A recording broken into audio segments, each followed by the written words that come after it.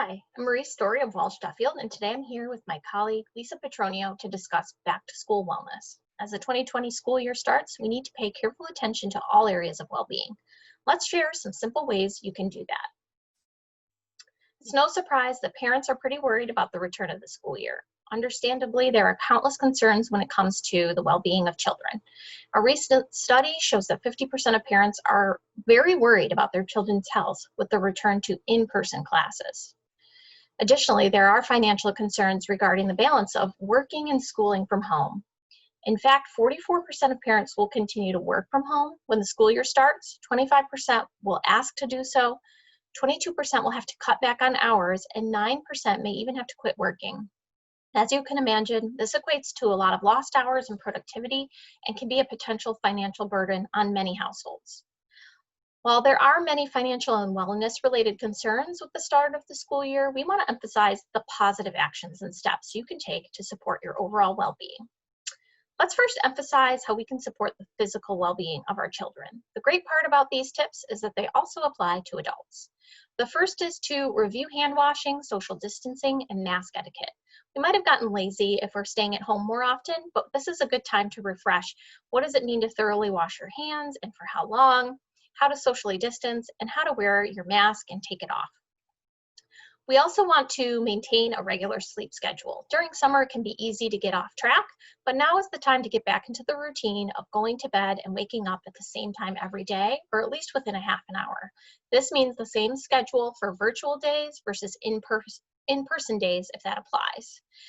And remember that children ages 6 to 13 do need about 9 to 11 hours of sleep a night, so have that in mind with bedtime. To help your children get a good night's sleep, help instill that bedtime routine by turning off devices and screens about 30 minutes before bed and keeping them out of the bedroom. Having a cool, dark room can also help to promote good sleep. And then get active and enjoy outdoor time. It's so important to build in quick activity breaks and stretches throughout the day, especially if you're stopping at the same time as your child and you have 5 minutes. Maybe it's a great time to stretch, to go outside for a couple minutes, to do a little bit of yoga for a few minutes, anything you can do to get moving. And then as soon as the work day or school day ends, getting outside is so important. Being in nature is very grounding, both physically and mentally. We want to encourage eating a balanced diet and hydration, which I'll talk more about. And then getting a flu shot. For everyone in your household who can, a flu shot is going to be critical this year, and flu season is unfortunately just around the corner. We know proper nutrition and hydration can mean greater concentration, energy, and a better immune system for you and your family. Some tips include drinking plenty of water, and I suggest using a reusable water bottle for both in-school days and at home. This encourages kids to drink more water and maybe even trying some lemon, lime, oranges in the water to get them to drink more. Try probiotics as well. Give your children a probiotic because 80% of our immune system is located in the gut, and the balance of good bacteria versus bad bacteria is quickly tipped with sugary and processed food, which we all know kids love. Kefir or a probiotic supplement can have positive effects on mood, sleep, nutrition, and a healthy immune system, which we all need right now. Boost your kids' fiber consumption. We know fiber helps to nourish our good bacteria, and that in turn helps us absorb food more efficiently. It helps maintain healthy blood sugar levels and ensures that our plumbing is functioning optimally. Kids may not realize that eliminating less than 1 to 2 times a day can equate to constipation. So water and fiber in the form of fruits and veggies is very, very helpful in having a positive effect on the body. For home, designate a snacking zone. Only allow snacking in certain areas, such as the kitchen, and avoid serving snacks during screen time. You'll save your kid countless calories from mindless snacking. For snacks on the go, offer a banana, string cheese, yogurt sticks, cereal bars, things that are less messy and you don't have to supervise. Even better, try maintaining the same lunch or snack schedule as what they'd be used to at school. We have to remember that at school, kids can't just stop and get a snack anytime that they want, and we really want to reinforce the same habits at home on school days. This will just streamline that whole process. Additionally, try to pack a lunch for your kids the night before so that it's ready to grab right out of the refrigerator at lunchtime at home. Even better, if your kids are old enough, they can pack their own lunch, and this helps to build responsibility as well. And that also promotes independence. Keep a selection of ready-to-eat veggies and fruits in the fridge and easily accessible bars or healthy snacks so kids don't have to interrupt you every time they need to stop and take a break for a snack. And then have fun. Sometimes kids can be picky with food, so using a cookie cutter to make shapes out of low-fat cheese slices or whole grain bread or tortillas can get them a little bit more interested in eating healthy foods. With the pandemic, social well-being has definitely been impacted. We want to encourage social interaction for our kids now, and even outside of school, since being on video is not quite the same as meeting in person. So some virtual game nights with family and friends where they're doing fun activities or scavenger hunts, or even better, if you have a trusted family or friend circle that you're comfortable meeting with in person, maybe for a socially distanced picnic or time at the playground, this can be really beneficial for our children's development. I know during the pandemic, we did a FaceTime bingo with my daughter's grandma or my mom, and she loved that, where she would call out bingo right over the phone and she was able to play. Little things like that can make a big difference for everyone. And then communicate with empathy by listening without judgment to your children. They might be expressing signs of fear or grief, and we want to make sure that we acknowledge that and let them know that we're here for support and reassurance and to make things easier for them. And then, of course, establish your own support system. Find parents that are in the same boat as you and share ideas about what's working. Tap into the skills and passions of your own support system. Maybe you have a loved one that really enjoys gardening, and they can help reinforce science concepts that your child's learning through gardening. There are great tips as well for mental and emotional well-being, which is of great concern with this upcoming school year. And it's important to recognize signs of stress or concern in children. These could be issues such as memory and concentration problems, changes in appetite, feeling sad or hopeless, excessive worry, changes in sleep or outbursts, mood swings, and social withdrawal. These are also very common and the same in adults, and notice these symptoms in yourself and loved ones is also important right now. And as a result, we want to find ways to positively unwind, such as reading, puzzles, outdoor activities, meditation can be great, yoga, those are good ways to relax. And be really mindful, especially with kids, about social media use and media news. Try to limit how much is watched, especially for younger kids who might not really understand what's going on. And as the novelty of learning at home wanes, as we imagine it probably will very quickly, so may the temperaments of everyone in your household, including you. So as work demands and economic concerns of parents increase, patience might start to diminish. Taking on the role of teacher while maintaining a full-time job and home responsibilities can cause temperatures to rise. So try to remember to pause and score. Score means to first slow down. Do not overload the schooling demands while trying to juggle work demands. Identify what is truly important and create target tasks. Teachers are pretty understanding right now that we need to get down the essential skills, and all of the extras we'll just do as we can. Create a small personal office space for schoolwork. Organizing this for yourself and for your children can be great. Everyone needs that designated area for their work. Observe, listen, and acknowledge feelings and fears. I talked about this before, but these are difficult and scary times for everyone, and our children can experience stress and anxiety just like you or I. Refocus. This means do the means justify the ends. If the outcome is clouded by friction, yelling, and confusion, the goal will never be met. Reset the goals, reduce the load, and prioritize. And then end it. If temperaments are raging and voices are escalating, stop what you're doing and find another time to continue. You may need to abandon the task completely. And of course, taking care of your own health is really important right now. After all, if you're not doing okay, you can't be your best self to help others. The classic example of this is an airplane emergency when parents are instructed to put on their own oxygen mask before assisting their child. This is to ensure that you're strong and able to help your child. The same definitely applies for this situation. The better you can care for yourself, the better you can help your family. And the first thing you want to do is make some time for yourself, even if it's only a few minutes, to do something that you enjoy or find relaxing. This could be practicing mindfulness. This, we know, mindfulness is very linked to reducing anxiety and stress and is a great coping tool in times of stress. Maintain your own social connections. Make sure that you have someone who's a sounding board who can give you positive advice and listen to you when you're maybe struggling. And obviously, you can't unload all of that on your children. Prioritize your own health. All those tips I talked about healthy eating and hydration and exercise and sleep, apply to you as well. And you want to be a great role model for your kids. And I think most importantly is just to remember not every day will be perfect. We need to just take each day as we can. Everyone's really in the same boat in this moment, and we can support each other to have the most success. And this leads to also addressing financial concerns that you as a parent may have. Finances are always one of the leading causes of stress for parents, and they're especially stressful now. Lisa's going to talk a little bit about finances here. With competing headlines like these, it's clear that the impact of COVID on household finances has been varied. I find everyone will fall somewhere on this continuum. Folks who have been significantly impacted may have experienced a job loss. People in the middle might be somewhat impacted, perhaps paying more for additional childcare. And then there's actually a group of people who have been positively impacted from a financial standpoint, maybe because the ability to work from home has alleviated some childcare expenses.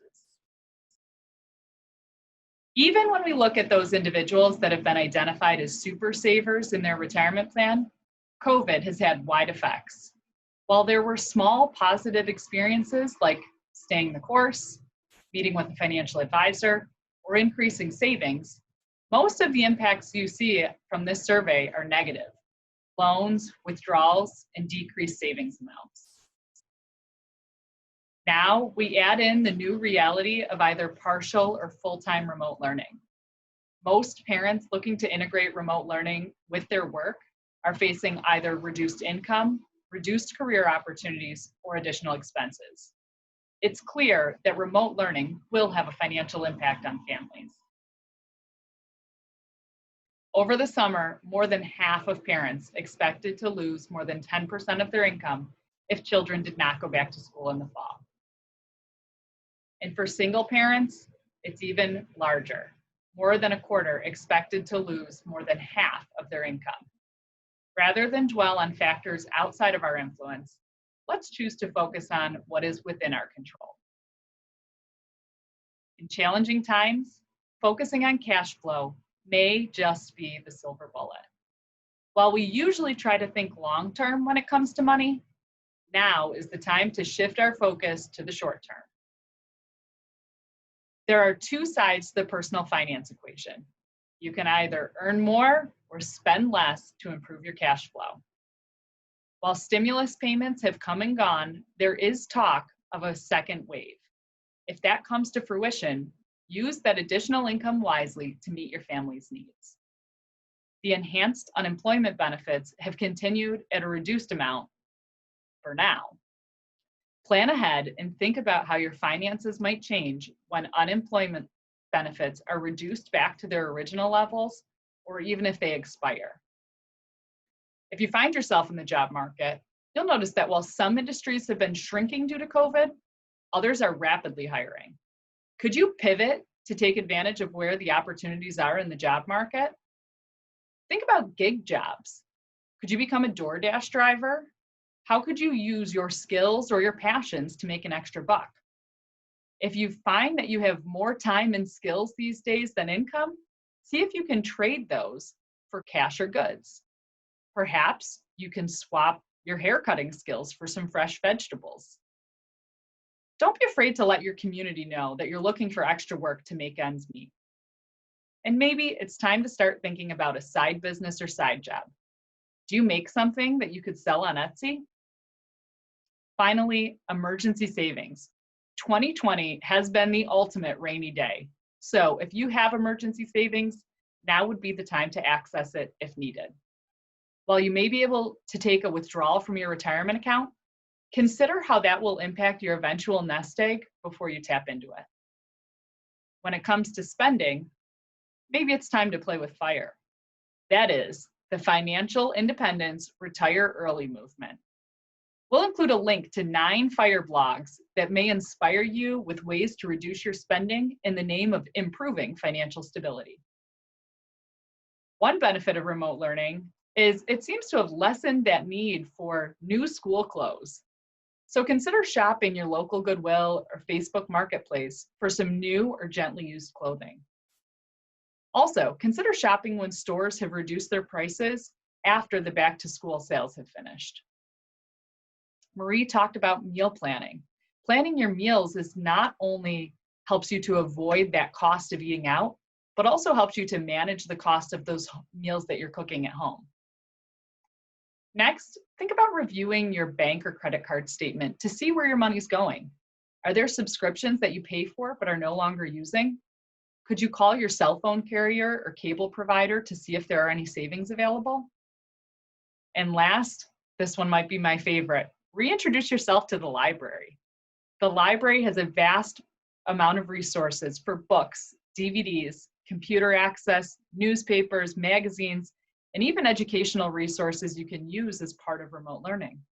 You can even access a ton of digital content like ebooks and audiobooks right from your home. When we think about remote learning and homeschooling, you want to keep the lines of communication open with teachers. Educators are there to support the students' learning, and they can only help with those issues that they're aware of. Next, create a separate space for learning. As Marie talked about, the younger the student, the closer they likely need to be to someone who can help. Routines certainly help young people thrive. So you have the schedule from the school, but what happens before the school schedule? What happens after the school schedule? While you want to build a routine, you also want to be flexible. Know that if you don't have a plan for your children, they will have a plan for you. One idea is to tap into some digital resources like virtual field trips when the school day is done, but you still have a little more work to do. Another idea, as Marie mentioned, have the kids make their own lunch. So the next day, it's one less thing you have to worry about in the middle of the workday.